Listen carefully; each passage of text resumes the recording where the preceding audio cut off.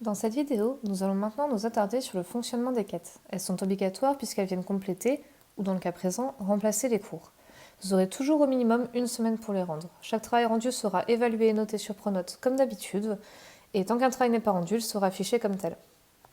Donc comment cela fonctionne-t-il? Tout d'abord, dans la boîte à outils sur la gauche, en cliquant sur cette icône, vous faites apparaître la carte du monde.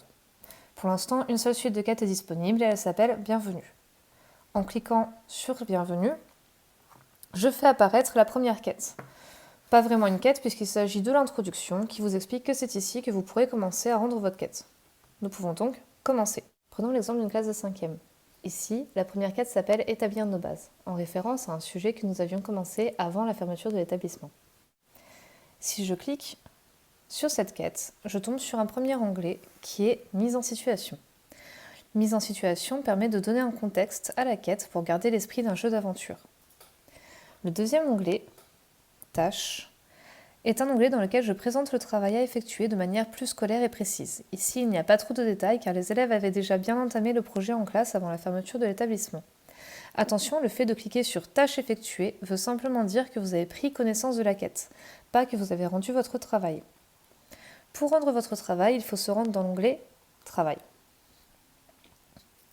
Cet onglet me permet de joindre un fichier et de l'accompagner d'un texte, ce qui est parfait pour envoyer une photo de son travail et les explications qui vont avec.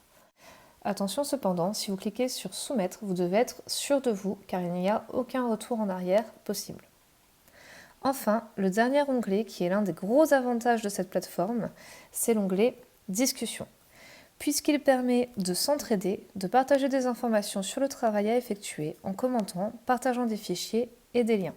C'est-à-dire qu'un élève qui est peut-être bloqué sur un projet peut partager une photographie de son projet et les autres élèves peuvent venir lui porter conseil, comme on le ferait autour d'un îlot en classe.